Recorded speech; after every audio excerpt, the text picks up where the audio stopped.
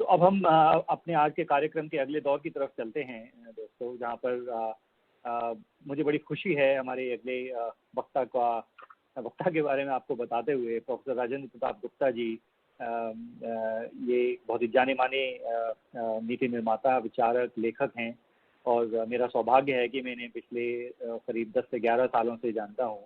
और इस लंबे अरसे के दौरान कई बार गुप्ता जी से मेरी मुलाकात भी हुई है, हमने बातचीत भी की है और मैं जानता हूँ कि वो किस लेवल तक जाकर के चीज़ों को सोचते हैं जब वो कुछ लिखने के लिए कोशिश करते हैं। एक ख़ास बात उनके बारे में ये है कि वो ग्रास रूट लेवल पर जाकर के सोचते हैं। जब मुझे याद है जब वो हमारी किताब जिसके बारे में हम अभी बात करेंगे के ऊपर रिसर्च कर रहे थे, तो वो छोटे छोटे गांव, छोटे छोटे कस्बों में जाकर के वहाँ पर बच्चों से, उनके पेरेंट्स से, अभिभावकों से और शिक्षकों से चर्चा करते थे। उनसे पूछते थे कि वहाँ पर अगर हमें शिक्षा के क्षेत्र में सुधार लाना है, अगर हमें शिक्षा को ज़्यादा उपयोगी बनाना है तो हमें क्या करना चाहिए। और यही एक वजह है कि उनके जितनी भी नीतियों में उन्होंने कंट्रीब्यूट किया है, जितनी भी किताबों के ऊपर उन्होंने काम किया है, पुस्तकों पर काम किया है, ये चीज़ निकल करके आती है कि वो एक ग्रास रूट लेवल की बात करते हैं, वो सिर्फ एक ऊपर की बात नहीं करते हैं। गुप्ता जी को एक बहुत बड़े इंट्रोडक्शन की ज़रूरत नहीं है। प्रोफेसर गुप्ता जाने माने जैसा मैंने बताया एक नीति निर्माता, विचारक और लेखक हैं और पिछले कई सालों से वो शासन, स्वास्थ्य, शिक्षा और अर्थव्यवस्था इन सभी क्षेत्रों के अंदर गहन रिसर्च कर रहे हैं और उन्होंने डिफरेंट तरीक़ों से, अलग अलग तरीक़ों से नीति के क्षेत्र में अपना योगदान दिया है। और ऐसा नहीं है कि उन्होंने सिर्फ भारत के अंदर नीति पर काम किया है, वो एक अंतर्राष्ट्रीय लेवल पर भी, इंटरनेशनल लेवल पर भी एक बहुत ही जाने माने नीति निर्माता हैं। उन्होंने WHO, यूनेस्को और विश्व बैंक जैसी संस्थाओं के साथ भी पिछले कई सालों के अंदर काम किया है। और जैसा मैंने बताया कि उनकी जो रिसर्च है वो बहुत ही गहराई के लेवल पर होती है, वो बिल्कुल ग्रास रूट लेवल पर जाकर के काम करते हैं और इससे उनकी किताबों के अंदर भी जो चीज़, पुस्तकों के अंदर भी जो कंटेंट होता है, उसके जो सार होता है वो बहुत ही उपयोगी हमारे लिए होता है। अभी हाल ही में हमने उनके साथ उनकी जो एक नई पुस्तक your degree is not enough के ऊपर काम किया था, जिसमें शिक्षा को लेकर के उन्होंने काफ़ी मूलभूत बिंदुओं पर बात की थी, जिनको अभी आदरणीय श्री रमेश पोखरियाल जी ने भी जिनके बारे में चर्चा की। प्रोफेसर गुप्ता, मैं आपको आमंत्रित करूंगा कि आप आएँ, अपनी इन दोनों पुस्तकों के बारे में भी हमको और बताएं, हमें अवगत करें आप और क्या इनके अंदर नई चीज़ें आपने लेकर के आई हैं। और साथ ही मैं आपसे रिक्वेस्ट करूंगा कि आप हमारे आज के चीफ गेस्ट आदरणीय श्री मोहन भागवत जी को भी उनका इंट्रोडक्शन भी दें और उनको भी आमंत्रित करें हमें अपने विचारों से अवगत कराने के लिए। प्रोफेसर गुप्ता, धन्यवाद ललित जी और सबको नमस्ते। जन्माष्टमी की शुभकामनाएं और विश्व युवा दिवस की भी बहुत बहुत शुभकामनाएं।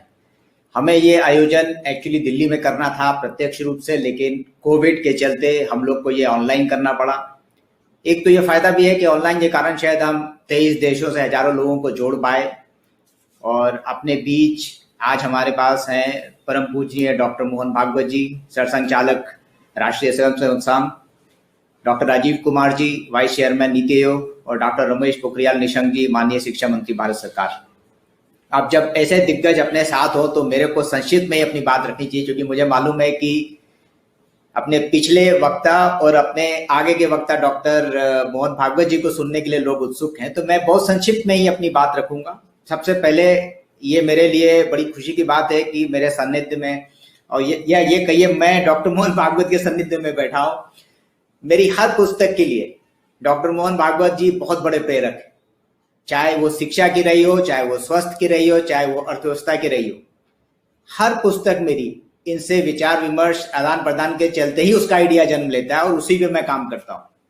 तो शिक्षा के बारे में मैं पहले आपको बताऊं, ये मेरी तीसरी पुस्तक है। मैंने करीब 2 वर्ष पहले जब मैं स्वास्थ्य की पुस्तक हुई और जब लोक नीति निर्माण पे एक पुस्तक लिखी जिसमें कि लोग जन भागीदारी से संस्थागत परिवर्तन कैसे ला सकते हैं, उसके बाद मैंने आपसे चर्चा की कि अब जो है शिक्षा पे कुछ करना चाहिए। मैं करीब 35-40 देशों की यात्रा कर चुका हूँ, देखा है मैंने वहां पर कैसे कैसे लोग प्रगति करते हैं और देश ये आगे कैसे बढ़े। और परम पूजनीय के लिए शिक्षक का जो विषय है उनके लिए बहुत करीब है। तो उन्होंने मार्गदर्शन किया, लोगों से जोड़ा भी, तो मैंने इस पुस्तक पे काम शुरू किया।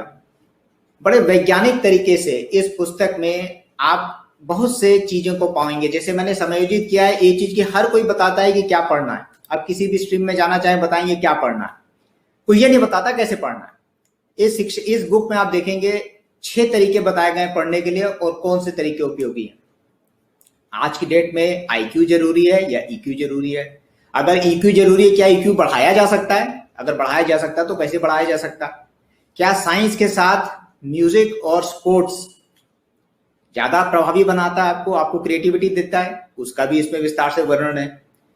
आज से लगभग 3 साल बाद विश्व की स्थिति क्या होगी, रोजगार कैसे होंगे, आप अगर रोजगार में हैं तो आपको क्या करना चाहिए, उसके बारे में पता था। तो ऐसे बहुत से विषयों को मैंने समायोजित करके इस पुस्तक में डाला और इस पुस्तक में इन सब चीजों पे विस्तार से और भी चीजों को कवर किया गया। ये तो हुई शिक्षा की पुस्तक की बात। फिर इस साल करीब 6 मार्च को जब मैं आया और मैंने ये पुस्तक परम पूज्य जी को भेंट की, तो फिर मैंने बताया कि अब सर मैंने स्वास्थ्य लोक नीति निर्माण शिक्षा पे लिख दिया, अब अगला विषय तो लॉजिकली इकोनॉमी आता है। तो इनसे विचार विमर्श हुआ और मैं आपको बता भी सकता हूं कि इसका प्रेरणा कहाँ से मिली है। सन 2015 में विजयदशमी की स्पीच में परम पूज्य जी ने अपने संदेश में कहा था हमको एक इनवर्ड लुकिंग इकोनॉमिक मॉडल लाना चाहिए, हमें बाहर के फॉर्मूले ज्यादा दिन नहीं चलेंगे इस देश के लिए। वहां से मैंने उस आइडिया का सृजन हुआ, फिर चर्चा आदान प्रदान होता रहा विचारों का, फिर इस पुस्तक पे मैंने काम शुरू किया। तो 6 मार्च को जब चर्चा हुई तो बात हुई कि मैं करीब 1 साल में इस पुस्तक को लिखूंगा और ये पुस्तक जो है भारत को विकसित राष्ट्र कैसे बनाए उसको एड्रेस करेगी। और जब मैं लौट के आया मुंबई तो कोरोना ने विकराल रूप धारण कर चुका था तब तक। फिर मैंने सोचा 1 साल में लिखूंगा, तब तक तो अर्थव्यवस्था तो इस हाल में रहेगी नहीं, बिगड़ चुकी होगी काफी, तो क्यों ना इसको इसका कंसाइज क्रिस्प रूप में डाला जाए। तो मैंने इस पुस्तक को 19 अप्रैल को लिखना शुरू किया, 28 अप्रैल को खत्म किया और इसका शुरू का ही जो मूल संदेश था वो सेल्फ रिलायंट इंडिया, आत्मनिर्भर भारत था। इसमें जो मुख्य बात है वो ये है कि हम लोग ने हमेशा कहा है कि भारत एक युवा देश है। एवरेज एज हमारी 29 साल है देश के लोगों की अगर पॉपुलेशन देखी जाए, और 35 साल से कम लोग 65% हमारी जनसंख्या का है। ये बात तो हुई डेमोग्राफिक डिविडेंड की, लेकिन ये भी एक इंपॉर्टेंट पहलू हमारे लिए जानना कि ये डेमोग्राफिक डिविडेंड कितने समय तक रहेगा हमारे पास। ये उससे भी ज्यादा इंपॉर्टेंट चीज है जिसको मैं कहता हूं डेमोग्राफिक अपॉर्चुनिटी। तो अगर आप डेमोग्राफिक डिविडेंड देखें और डेमोग्राफिक अपॉर्चुनिटी देखें तो हमारे पास कुल समय जो है वो 25 साल का है। इन 25 सालों में यानी कि 2045 तक हमें भारत को एक विकसित राष्ट्र बनाना ही पड़ेगा। उसके लिए हमें क्या क्या करना है उस पुस्तक में उसी चीज का ढांचा है। चाहे हम किसानों को देखना हो, चाहे MSME को देखना हो, चाहे युवाओं के रोजगार को देखना हो, हमें उसमें इस पुस्तक में इन्हीं सब चीजों का समावेश है। और मैं अब निवेदन करूंगा परम पूज्य डॉक्टर मोहन भागवत जी से कि इन पुस्तकों का लोकार्पण करें और विमोचन करें।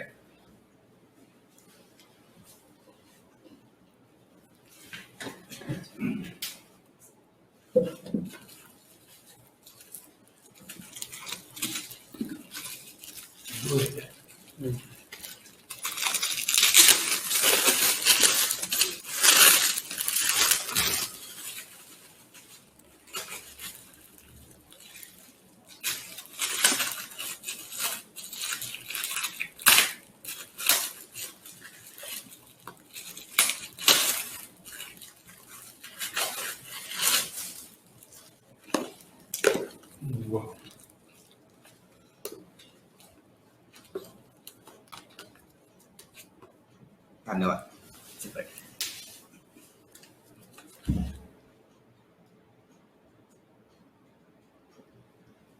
धन्यवाद सर।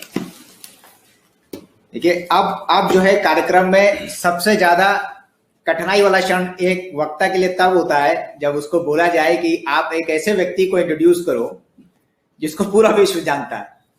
अगर आप विश्व में सामाजिक संस्थाओं के बारे में बात करें तो राष्ट्रीय स्वयंसेवक संघ विश्व की सबसे ऊपर ये संस्था आती है और उसके परम पूज्य डॉक्टर मोहन भागवत जी सरसंघचालक हैं।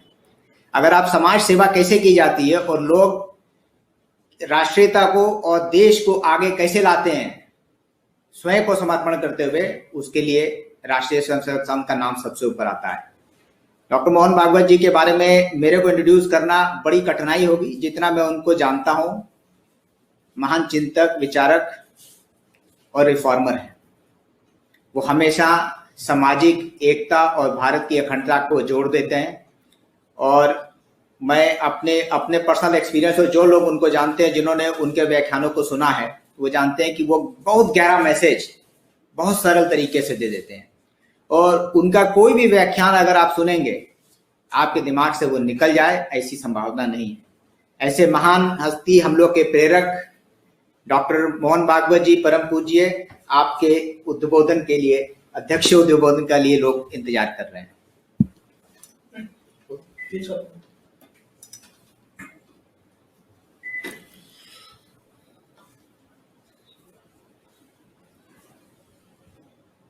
आदरणीय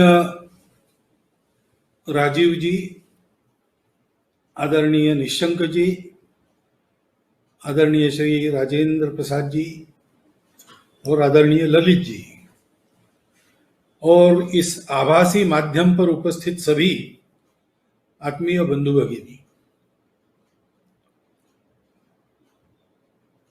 ये जो दोनों विषय है, ये मेरी तज्ञता के विषय नहीं है।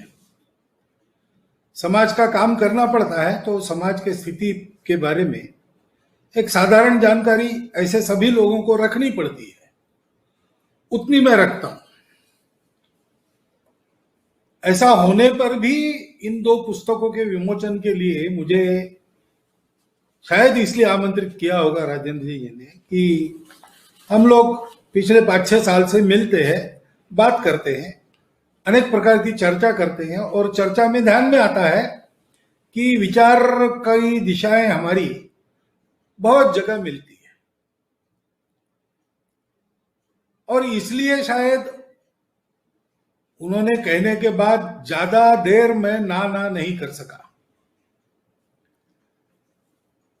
परंतु अब कर रहा हूं। और उन्होंने कुछ मेरे भाषण के बारे में वर्णन किया है, ऐसा कुछ नहीं है, परंतु उन्होंने वर्णन किया है तो कुछ तो बोलना पड़ेगा।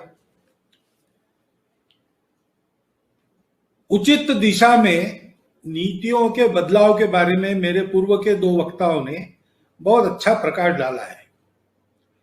और वास्तव में भारत के आत्मनिर्भर होने में और आगे बढ़ते बढ़ते क्रमशः विश्वगुरु होने की दिशा में इन नीतियों का बहुत अच्छा योगदान रहने की संभावना बहुत बनी है। तो इसी दृष्टि से कुछ बातें मैं बताना चाहता हूं, और ये जो मैं बातें बताऊंगा, ये दोनों पुस्तकें उसी दिशा में जो जमीन पर करने की बातें हैं उसका विस्तार पूर्वक वर्णन करती है। उस डिटेल में मैं नहीं जाऊंगा क्योंकि वो पुस्तकों में है और वो पुस्तकों से ही पढ़ने में मजा है। परंतु कुल मिलाकर ये दिशा जहां से प्राप्त होती है, क्योंकि रेखा बनती है तो उसका एक प्रारंभ बिंदु होता है और उसका एक गंतव्य बिंदु होता है। ये दोनों हुए बिना कोई दिशा नहीं बनती, और प्रारंभ बिंदु से निकलना है। तो प्रारंभ बिंदु से निकलते समय हम किधर कदम बढ़ाते, कैसे कदम बढ़ाते हैं कि नहीं बढ़ाते हैं, इस पर गंतव्य पाना निर्भर करता है। कदम बढ़ाते रहे, चलते रहे, तो एक न एक दिन पहुंचना निश्चित है। और इसलिए अभी कोविड के संदर्भ में चर्चा बहुत हुई, पुस्तकें भी उसी संदर्भ में कुछ बातें उसमें लिखी गई है, विशेषकर ये अर्थव्यवस्था वाली जो पुस्तक है उसमें। परंतु विषय तो शाश्वत है, भारत के लिए ये शाश्वत विषय है। दुनिया को द्वितीय महायुद्ध के पश्चात धीरे धीरे इसका एहसास हुआ है। 2 बार और युद्ध हुए राष्ट्रों में, तो स्वाभाविक एक विचार ऐसे दुनिया का बना कि ये छोटी इकाइयां बाधक है, विश्व को एक विश्व बनना चाहिए। विश्व एक कैसे बनेगा? तो जिन विचारों के आधार पर इतनी नेत्रदीपक प्रगति उस समय के इन विकसित देशों ने की थी, उसका आधार तो विज्ञान था, और उस विज्ञान के आधार पर उनका एक दृष्टिकोण बना था, अस्तित्व के सत्य की एक समझदारी बनी थी, जिसको 4 वाक्यों में कहा जाता है, survival of the fittest, struggle for existence, exploitation of nature और राइट्स। इन 4 बातों को मूल में लेकर और विज्ञान का तरीका हाथ में लेकर, कि जो प्रत्यक्ष प्रयोगों से सिद्ध होगा, जो हमारे सामने हम दिखा पाएंगे और सब जगह उसी प्रकार से फिर से दिखा पाएंगे, रेप्लिकेबल है, वही सत्य है। और भौतिकता, जड़वाद और उसके चलते आगे उसकी तार्किक परिणति वाले कुछ मूल्य, जैसे इंडिविजुअलिज्म है, ऐसा, या उपभोक्तावाद है, कंज्यूमरिज्म है, ऐसा लेकर ये सारी बातें चली। और इसलिए ही कहा गया कि दुनिया को एक करना है तो दुनिया को एक ग्लोबल मार्केट बनाना चाहिए। लेकिन एक तो ये अनुभव आया 2005 में, यूनो का इन बातों का विचार करने वाला जो विभाग है, उसने जो डॉक्यूमेंट दिया है, उसने ये कहा है कि अभी तक हम मानते थे कि सबको अपनी अपनी विशेषताएं, अपनी पहचान, अपनी संस्कृति वगैरह छोड़ के इस एक बाजार के मॉडल के अनुरूप अपने आप को ढालना पड़ेगा और सब जगह एक ही प्रकार से विकास होगा, क्योंकि विकास की हमारी एक ही व्याख्या और वही ठीक है। अब इतने प्रयोग होने के बाद हमारे ये ध्यान में आता है कि ये सब गलत था, और फिर भी हमने चलाया, उसके कारण नुकसान भी बहुत हुए, ये उस रिपोर्ट में कहा गया है। तो एक मॉडल सर्वत्र नहीं चलता, सबको अपना अपना मॉडल बनाना पड़ेगा। यह बात उस समय से सारा विश्व बोल रहा है। लेकिन विश्व के पास भी मॉडल कौन से हैं? 2 ही है। एक तो व्यक्ति को प्रमुख मानकर बाकी सबको गौण मानने वाला एक मॉडल है, और दूसरा समूह को प्रमुख मानकर बाकी सबको गौण मानने वाला मॉडल है। प्रकृति को, पर्यावरण को दोनों ने गौण माना है। एक कहता है मनुष्य की सत्ता है, दूसरा कहता है कि समाज की सत्ता है। समाज को बड़ा करने के लिए व्यक्ति को गौण रखो, छोटा रखो, दबाओ, या व्यक्ति को बड़ा करने के लिए उसको पूरी स्वतंत्रता दो, समाज को छोड़ दो, पीछे छोड़ो, गौण करो, दबाओ। अब इन दोनों से सुख तो प्राप्त नहीं हुआ, जिसके लिए दुनिया कहती कि इकोनॉमी इसके लिए चलती है, एंडलेस एंड्स है और लिमिटेड मीन्स है, उसमें सुख से कैसे जीना, वो सुख तो मिलता नहीं। ये धीरे धीरे अनुभूति आते आते ही कोरोना का प्रकरण हुआ उसमें, और ये बातें जरा प्रखरता से ध्यान में आ गई कि हमको अब तीसरा विचार करना पड़ेगा। लेकिन तीसरा विचार क्या है? तीसरा विचार हमारे पास है, जो हमारा परंपरा से आया हुआ विचार है, उसके मूल्य शाश्वत है, उसका रूप समय के अनुसार बदलता रहा है। दोनों पुस्तकों में समय के अनुसार उसका क्या मूल्य होना, रूप होना चाहिए, इसकी बहुत अच्छी विस्तार पूर्वक चर्चा की है। गुप्ता जी हमारे चिंतक तो है ही, लेकिन वो हवा में चिंतन करने वाले व्यक्ति नहीं है, बिल्कुल व्यावहारिक सामयिक ऐसा चिंतन करते हैं और परिणाम लाने पर विश्वास करते हैं, परिणाम लाकर देखते भी। ये मुझे मालूम है, पहले से मालूम है। पुस्तकें मैंने बहुत ज्यादा पढ़ी नहीं, लेकिन पुस्तकों में क्या है मुझे मालूम है, क्योंकि उनके साथ काफी चर्चाएं होती रही थी। और सारा उसमें उसको बताना भी आसान है। उदाहरणार्थ ये टफ चॉइसेस वाला जो पुस्तक है अर्थव्यवस्था पर, उसके एक प्रकरण में क्रमशः दिया है, एक 20 मुद्दे ऐसे दिए हैं जिसमें अपनी दिशा परिवर्तित करनी पड़ेगी।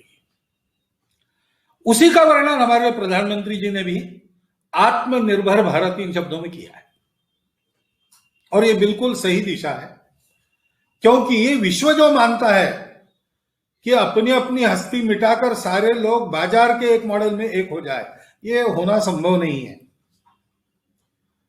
आत्मनिर्भर राष्ट्रों का परस्पर सद्भावनापूर्ण सहयोग करते हुए आगे बढ़ना एक विश्व के नाते, ग्लोबल मार्केट नहीं ग्लोबल फैमिली के नाते, वसुधैव कुटुंबकम के नाते यही बात हो सकती है, दूसरी हो नहीं सकती।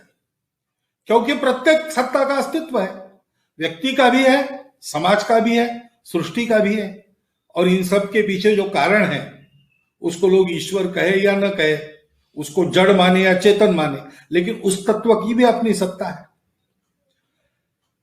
शरीर की सत्ता है, शरीर के सुख को ही सुख मानकर चलते नहीं चलेगा, मन की भी सत्ता है, शरीर के साथ मन का, मन के साथ बुद्धि का, चारों सुख चाहिए। और सब प्रकार से सुखी होने के बाद भी उसमें मन नहीं, the monk who sold his Ferrari वगैरह जैसी और उपन्यास फिर लिखने लगते लोग, क्योंकि उसके परे कुछ है, आत्मा का सुख चाहिए। हम सुखी हुए, मैं सुखी हुआ तो मैं सुखी रह नहीं सकता, क्योंकि सबको सुखी करना पड़ेगा, और सबको सुखी रहना है तो सृष्टि को प्रसन्न रखना पड़ता है। ये सारा अनुभव हम ले चुके हैं, और कोरोना के काल में जब अपनी अपनी लड़ाई प्रत्येक देश को लड़नी पड़ी है, एक भारत जैसा देश है जिसने अपनी दवाइयां भेजी दुनिया में, लेकिन भेजने के लिए बाकी दुनिया के पास था ही नहीं कुछ, हमने भेजी। लेकिन अपने अपने देश के लोगों में ऐसे स्थिति में मनोबल को ठीक रखना, यानी पिछले कोरोना काल सहित पिछले कई वर्षों का अनुभव है, दुनिया में बहुत सारे आर्थिक चढ़ाव उतार हुए, सबसे कम परिणाम भारत पर हुआ। भारत कोई बहुत श्रीमंत इकोनॉमी वाला, प्रगत इकोनॉमी वाला देश आज नहीं गिना जाता, फिर भी ऐसे ही इस कोरोना के कालावधि में तुलनात्मक दृष्टि से साधन में हम कम होने के बाद भी उसका परिणाम हम लोगों पर कम है, उसका भय हम लोगों पर, हमारे समाज पर कम है। सावधानी पूरी है। पहले 2-4 लॉकडाउन में जिस प्रकार अनुशासन का सारे समाज ने परिचय दिया, तो सावधानी पूरी रखते हैं लोग, लेकिन डरते नहीं है। मन पर जो आघात हुआ होता है ऐसी परिस्थिति में हमारे यहां बहुत कम है, जो है वो हमको बहुत ज्यादा लगता है, क्योंकि अब तक इतना भी नहीं था। ये सारी बातें कहां से आती है? आत्मनिर्भर भारत की आत्मा वहां पर है, और उस आत्मा को समझे बिना और ये सारी दिशाएं अपनी ठीक हो नहीं सकती, रह नहीं सकती। अभी है, इसका कारण उसका विचार हुआ है, उसको सबने समझने की आवश्यकता है, क्योंकि उसी के बलबूते सब है। प्रहलाद की कथा है, प्रहलाद राजा बने त्रिभुवन की श्री विष्णु की कृपा से, नरसिंहावतार होने के बाद हिरण्यकश्यप के वध के बाद उनको राजा बना दिया तीनों लोकों का। तो इंद्र की बड़ी मुश्किल हो गई, क्योंकि सब देवलोक मानते थे कि हिरण्यकश्यप बनने के बाद हमको मिलेगा राज्य, लेकिन वो प्रहलाद को हिरण्यकश्यप के ही पुत्र को मिल गया। तो फिर कुछ दिन शांत रहकर बाद में इंद्र प्रहलाद के पास गया, याचक का वेश धारण करके गया, क्योंकि प्रहलाद की यह प्रतिज्ञा थी कि कोई याचक आएगा तो जो मांगेगा वो देकर उसको तृप्त करके ही मैं रहूंगा। तो गया और प्रहलाद को उसने कहा कि महाराज आपकी कीर्ति सुनकर आया हूं, मेरे मन में जो है आप देंगे तो वचन दीजिए। प्रहलाद ने कहा वचन की आवश्यकता नहीं है, मेरी प्रसिद्ध प्रतिज्ञा है, तुम इंद्र हो मैं पहचान गया हूं, और तुम मेरा राज्य लेने के लिए आए हो ये भी मैं जानता हूं, लेकिन तुम याचक के वेश में आए हो तो मांगो, मैं दे दूंगा। संकल्प कर दिया प्रहलाद ने। तो उसने कहा नहीं, मैं राज्य वगैरह नहीं मांगूंगा। मांगना तो वही था, लेना तो वही था, लेकिन पॉलिटिकल करेक्ट नहीं था ऐसे बोलना शायद। इसलिए इंद्र ने कहा मुझे आपका सत्व चाहिए। अब ये सत्व क्या है? तो अस्तित्व के सत्य की जो समझदारी अपनी है, उसके आधार पर हम अपने जीवन को जीने का प्रयास करते हैं। प्रतिकूलताओं में भी अपने रास्ते को नहीं छोड़ते, प्रतिकूलताओं पर मात कर कर अपना रास्ता बनाते। ऐसे कोई व्यक्ति या कोई समाज सदियों से करते रहता है, तो उसके कारण उसका जो बल बनता है उसको कहते हैं सत्व। वो सत्व और उसकी जो सत्य की समझदारी है वो सत्य, ये दोनों मिलके मनुष्य का स्वत्व बनता है, यानी आत्मा बनती है। प्रहलाद के सत्व को मान लिया, अपने सत्य की समझदारी पर पक्के पैर रखकर प्रतिकूलताओं में रास्ता निकालते हुए, प्रतिकूलताओं के मार को सहन करते हुए अडिग होकर एक दिशा में चलना, ये जो उसकी बात थी उसको मांग लिया इंद्र ने। तो वो सत्व एक पुरुष की आकृति धारण करके प्रहलाद के शरीर के बाहर गया। पूछा प्रहलाद ने, कौन हो आप, कहां जा रहे हो, मेरे शरीर में क्या कर रहे थे? कहा मैं तुम्हारा सत्व हूं, तुमने इंद्र को दे दिया, वहां जा रहा हूं। उसके जाने के बाद दूसरा एक निकला। प्रहलाद ने पूछा अब आप कौन हो और आप क्यों जा रहे हो? कहा मैं तुम्हारा शील हूं, जहां सत्व है वहां शील रहता है, और सत्व इंद्र के पास गया तो मैं उसके पीछे जा रहा हूं। उसके बाद और एक निकला, उसने कहा मैं बल हूं, जहां शील है वहां बल रहता है। उसके बाद और एक निकला, उसने कहा मैं तुम्हारा तेज हूं, जहां बल है, शक्ति है, वहीं तेज है। और इन सब के बाद एक महिला निकली शरीर से। तो पूछा तुम कौन हो माता? तो उसने कहा मैं तुम्हारी लक्ष्मी हूं, वैभव हूं तुम्हारा, क्योंकि ये 3-4 जहां रहते हैं वहां मैं रहती हूं। सत्व, शील, बल और तेज, ये 4 जहां है वहां समृद्धि, लक्ष्मी मन की और शरीर की समृद्धि रहती है। तो वो चले गए, इसलिए मैं जा रहा हूं, जा रही। एक सत्व का हरण करके प्रहलाद का सब कुछ इंद्र ने ले लिया। अब हम देखेंगे तो कई दिन हम जो भटक रहे हैं स्वतंत्रता के बाद, उसका कारण यही दिखाई नहीं देता क्या? हमारे लोग कुछ कर सकते हैं, ऐसा हमने माना ही नहीं, इसलिए हमारा क्या है उस पर हमने ध्यान ही नहीं दिया। हमने कहीं पंचवार्षिक योजना रूलिंग प्लान से ली रशिया के, हमने कहीं पर दुनिया के पश्चिम के देशों का और अनुकरण किया, इसका अनुकरण करो, उसका अनुकरण करो, इसमें हमारा तो कुछ नहीं हो सका। और जिस दिन हमने सोचा कि हम अपने बलबूते खड़े करेंगे, अपनी आकांक्षाओं पर चलेंगे, उस दिन से हमारी प्रगति हो रही, हमारी प्रतिष्ठा भी बढ़ रही, प्रत्यक्ष अनुभव है। लेकिन सवाल यह है कि आत्मनिर्भरता के लिए ये जो आत्मभान चाहिए वो सब में है कि नहीं? क्योंकि ये सारे प्रयास जो होते हैं ना, वो सामूहिक प्रयास होते हैं। किसी भी देश की प्रगति उस देश के नेतृत्व पर जितनी निर्भर है, सही नीति पर जितनी निर्भर है, कार्यक्षम तंत्र पर जितनी निर्भर है, उतनी ही किंबहुना उससे अधिक उस देश के सामान्य समाज के संकल्प और गुणवत्ता पर निर्भर है। ये आत्मभान सब में जगाना होगा, नहीं तो आज भी उदाहरण मिलते हैं। पुराने तो है ही, आपके पास भी होंगे। मुझे पता है हमारे विदर्भ में एक नायडे काका थे, नारायण देवराव पांडे। उन्होंने कंपोस्ट खाद तैयार करने का बहुत सफल प्रयोग किया। किसान अपने को चाहे जितनी खाद अपने घर में बना सकता है, बाहर से कुछ लाने की जरूरत नहीं, रासायनिक खाद लेने की जरूरत नहीं। और 30 वर्ष उसका वेल डॉक्यूमेंटेड रिसर्च वगैरह सारा करके आधुनिक विधा के अनुसार उसकी स्थापना करके वो दिल्ली में लेके गए। उन्होंने बताया है मुझे, 80 के दशक में उन्होंने अपना अनुभव बताया। 20 साल हो गए थे ये सारा करके, 60 के दशक की बात है। दिल्ली में गए और उन्होंने ये दिया तो ये कहां से? तो यवतमाल विदर्भ, अच्छा इंडिया का है, हाँ। वो कूड़ेदान में डाला गया उनके सामने ही। उनके इस संशोधन का उपयोग तंत्र करे, इसके लिए 40 साल जाने पड़े। भैरव सिंह जी शेखावत जब राजस्थान के मुख्यमंत्री थे तब उन्होंने इस पर से और कुछ प्रकल्प अपने यहां पर शुरू किए, तब से उसको ग्रहण किया गया। आज वो तो सारी बातें सर्वमान्य होगी, लेकिन अपने देश में उपलब्ध अनुभवजन्य ये ज्ञान 40 साल पड़ा रहा, उसका उपयोग करके हम अपना खर्चा बचा नहीं सके, अपने लोगों को सुविधा नहीं दे सके। क्यों नहीं दे सके? क्योंकि हम कुछ नहीं है, हमारे पास कुछ नहीं है। हमारे घर सारी दुनिया से जो अच्छा है हम लेंगे, ये हमारी प्रतिज्ञा है।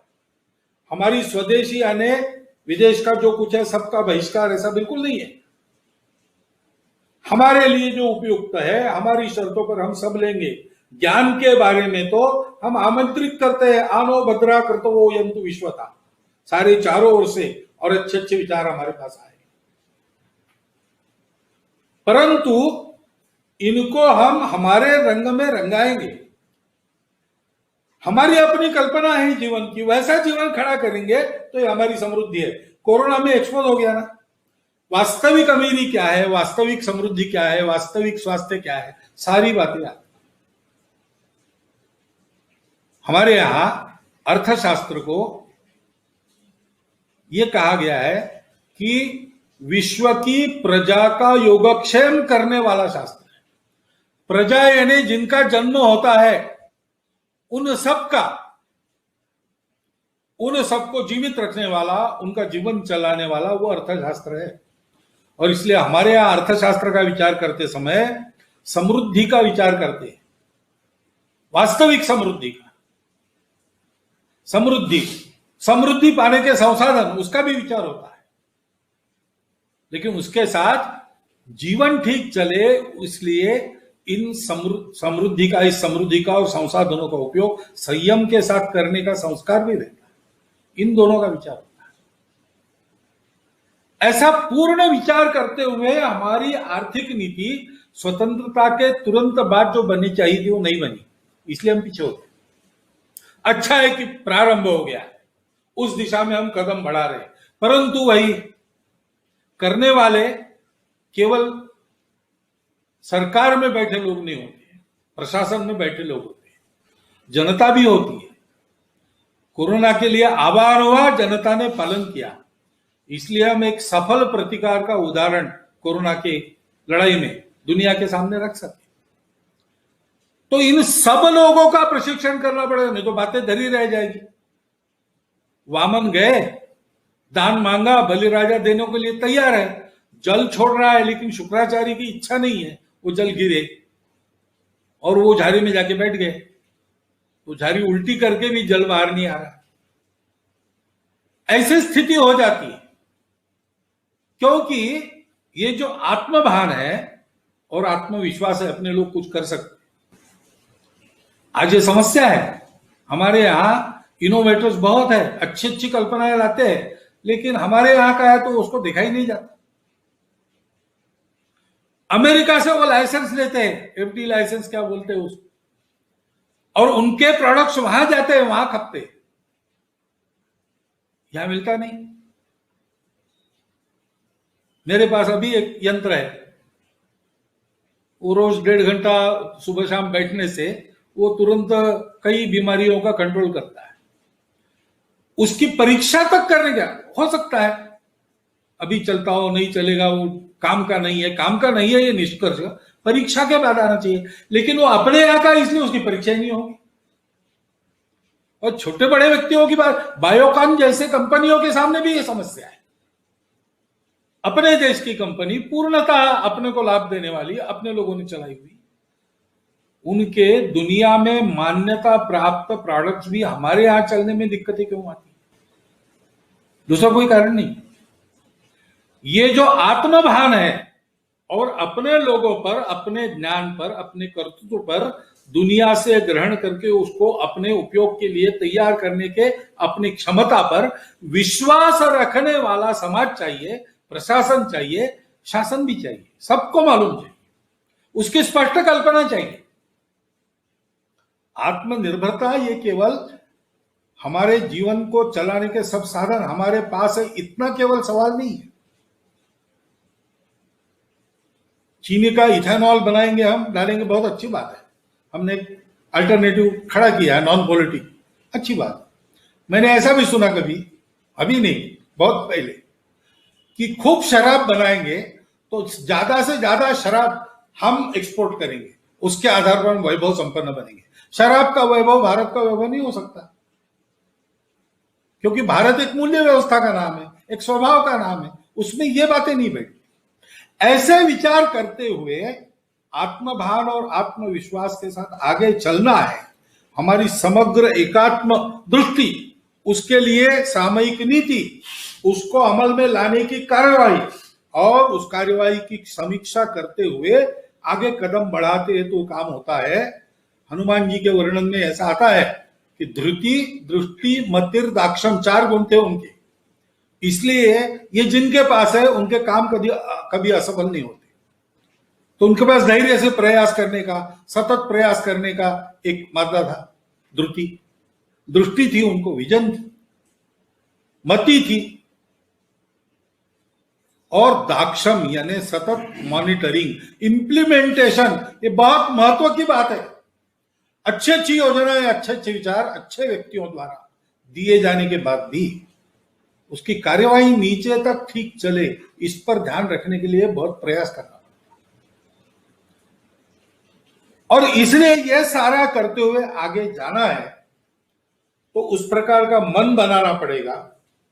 मन बनाना पड़ेगा तो उस प्रकार की शिक्षा देनी पड़ेगी, आज जो है उनको देनी पड़ेगी, आने वाले भावी पीढ़ी को जो अपनी शिक्षा प्राप्त कर रही उनको भी देनी पड़ेगी। उसमें तो अच्छा कदम बढ़ाया, आपने सुना, लेकिन जो है उसको अमल करने वाले, उनको भी सबको ये पहुंचा है क्या, ये सारी बातें देखनी पड़ेगी। और इसलिए इन दोनों पुस्तकों का महत्व है, क्योंकि जैसा मैंने बताया कि इस सारी तात्विक पार्श्वभूमि का भी उसमें उल्लेख है, परंतु इससे भी ज्यादा आज के समय में अपने देश की स्थिति में प्रत्येक क्षेत्र में क्या क्या करना चाहिए, इसके सुझाव है, बहुत प्रैक्टिकल सुझाव है। उसमें से कुछ वेल ट्राइड सुझाव है, अधिकांश है।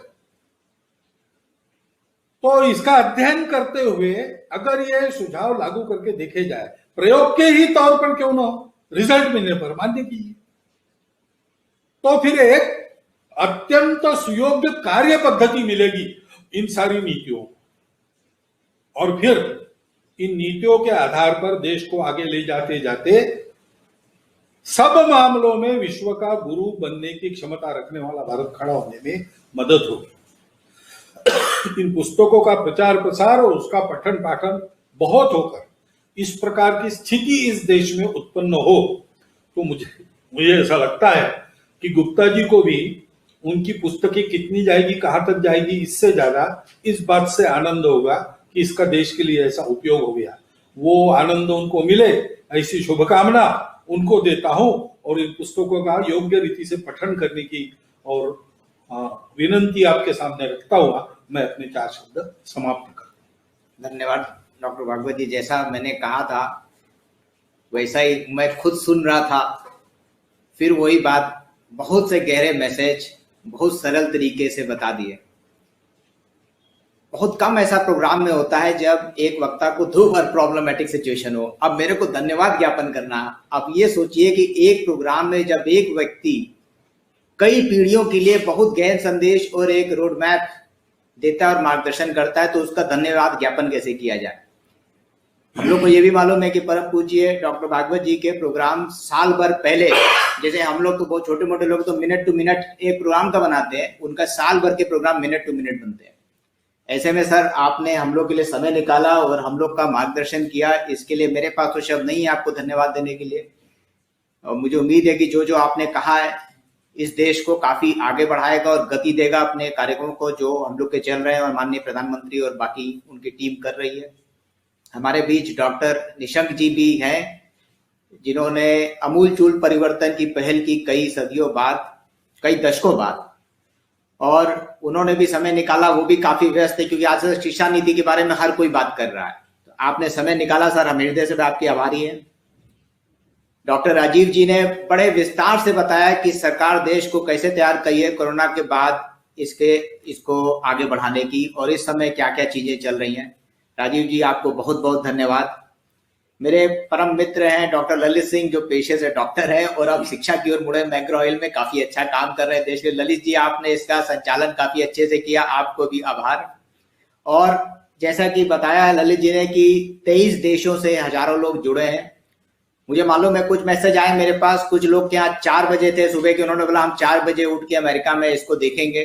कुछ लोगों के लिए 4 बजे गुड मॉर्निंग आपको, कुछ लोगों के लिए गुड आफ्टरनून है, कुछ लोग के लिए गुड इवनिंग, और ऑस्ट्रेलिया से जो बहन भाई जुड़े हैं उनके लिए आज रात्रि है तो गुड नाइट है। आप सभी को बहुत बहुत शुभकामनाएं, और अगेन जन्माष्टमी की और अंतर्राष्ट्रीय युवा दिवस की, और हृदय से आभार। जय हिंद।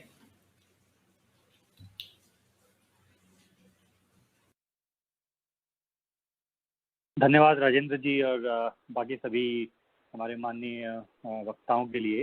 इसी के साथ हम आज की सभा को यहाँ समाप्त करेंगे, और मैं फिर से एक बार सभी लोगों को बहुत बहुत धन्यवाद दूंगा कि उन लोगों ने आज सबने समय निकाला और हमारे साथ इस कार्यक्रम में हमारे साथ जुड़े।